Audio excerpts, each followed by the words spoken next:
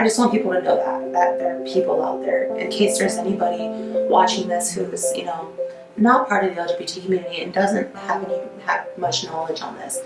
But there are people who go through so much, you know, more than a lot of people can ever experience in their life, you know. So as long as people are aware of that, that's, you know, something I just really want to put out there. Hi, my name is Jocelyn Stout, and this is my video out.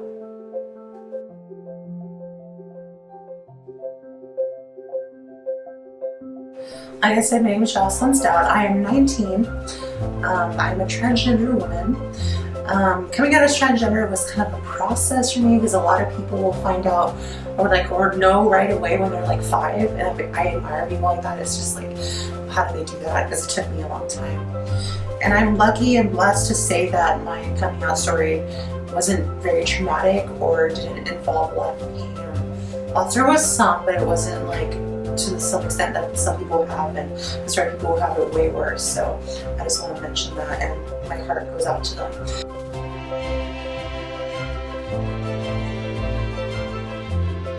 It kind of goes back to when I was like 4 years old. That's like my earliest memory. I was always fascinated with the human body.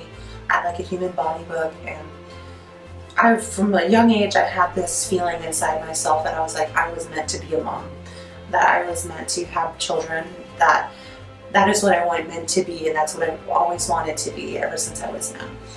And so I just became so fascinated with pregnancy and childbirth, and knowing, I was like so excited I get to do it one day. I was only 4 years old, I didn't know anything about that. So I was like, I can't wait to have babies and be pregnant. I was like, that was something that my body was telling me, this is what you're meant to be, right?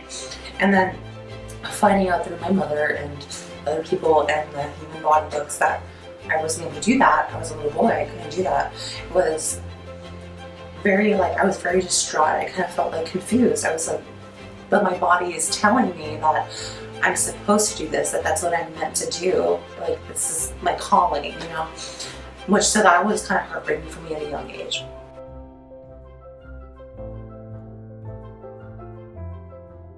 In 5th grade, I met my current best friend, Nathan. He's also a trans guy. We met in 5th grade. We didn't know anything about each other at that point. We didn't know we both ended up coming out as trans around the same time. Very awesome. I love our friendship. But I mean, being friends with him or her at the time kind of helped me kind of come to terms with everything. So around 6th grade, I kind of came out to my stepdad first, saying that I was bisexual. Because that's like, especially getting older in middle school, everybody's all like, ooh, middle school, looking at people differently, right? And I was like, I told my dad first that I was bisexual. And then I came out to my mom, and I was a little scared about that because even though she's always expressed how open she is and how just like she doesn't care about that stuff, like my mom's always raised us to be open-minded about everyone, whether they have mental or physical disabilities, like different skin tones, like if the person's blue, yellow, orange, like nobody cares, like just, you know, treat everyone equally, everybody deserves respect. But even though I knew that, we were going to a Mormon church at the time, and Mormon church has a different kind of view towards that, like a kind of more negative view.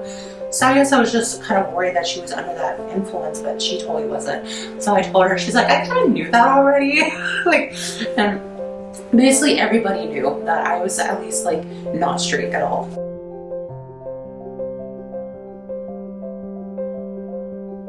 At that time, we were going to PFLAG. It's the Parents, Families, and Friends of Lesbians and Gays, because my Uncle Kevin is also gay, or at the time was also gay. So we were going to those meetings, and we went to a meeting at some point like in early 2014, and I was 14 at the time. And that's when I saw the first transgender woman I've ever seen in my life. And I was life-changing. Like, I was like, you can do that? And my mom said that she could see it in my eyes, that my eyes like lit up. And I was just like, oh my God. Like, I was like in awe of her. And my mom was like, oh crap. And not for the reasons that you think. Like, she's, like, my mom's super open-minded. She wants me to be happy. She doesn't care, and she's fully accepting. But she was ready because I understand that, you know, she was ready because she knows that transgender people have it a lot harder than a lot of people. We have to go through a lot of stuff, and not everybody's really accepting of that, and she was just worried for my well-being. But she said that she could tell right away that it was like, oh, like it was like angels, an angel choir singing in my head, you know?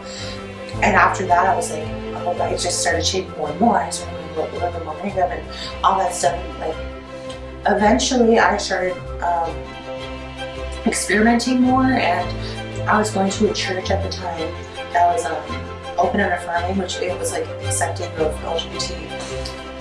When I started going every Sunday, I would dress up. So I would wear my mom's clothing, shoes, and I would dress up on those days. Except the wig was kind of atrocious, so I really regret that. I look back at old pictures, I'm like, oh honey, what were you thinking? That was not flattering. But excuse me, sorry.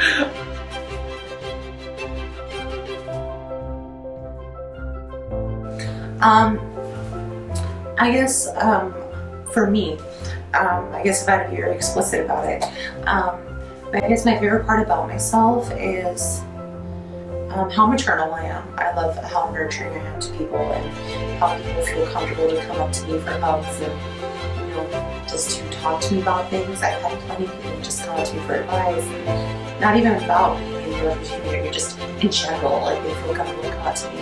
And I'm glad I have that approachability. And also, you know, when I think about myself, I like my curly hair. I like being pale with dark curly hair, it's fun. I also enjoy that I get to use my voice, like singing and not singing, to, you know, educate people and just, you know, spread the word, you know. And I just also love that I have a very loud, obnoxious personality, you know, that people like, most people tend to enjoy, but if they don't, it's like, bye. You know, like, and they like, you know, people who are in my life are people who want to be in my life, and if they don't, then they don't have to be in it, right? So I guess that's what I'd say for that question.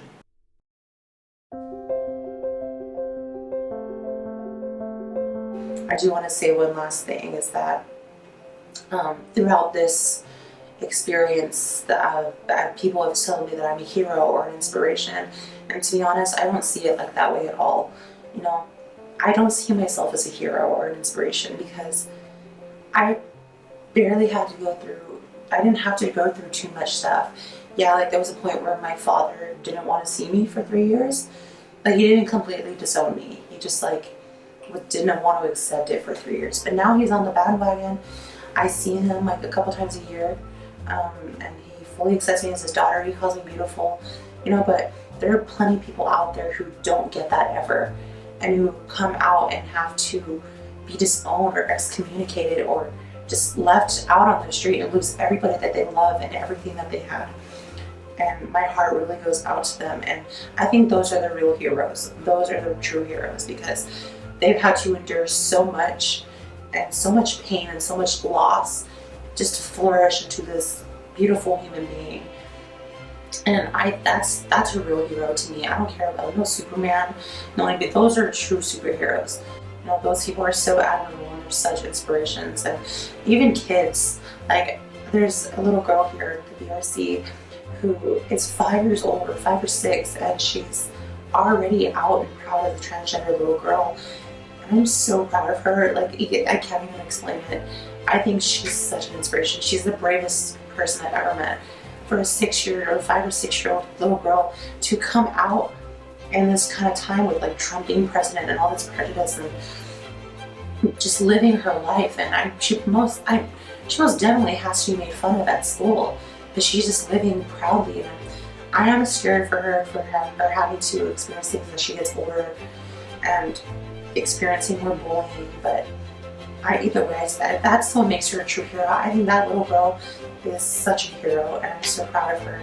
So I'm sorry I'm talking way too long, but I just really want to point that out, that there are people who don't have it as easy, and I just want to say that I'm so proud of them, and that they're such strong people, and they're heroes to me, and I really wish them the best. And even people who are in the middle of flourishing, you're getting there, and you're going to get there eventually, and you're so strong, and we all love you, and you're not alone. And also to people who are scared to come out to their families, you know, I'm so sorry, and you are also not alone, you know, but I know you will get there one day. we still also love you as well, and we love everybody. But I really appreciate everybody who watches this, and I hope you learned something, and I really appreciate sticking around through my annoying self. And I love you, and I hope you have a wonderful day. So thank you for watching.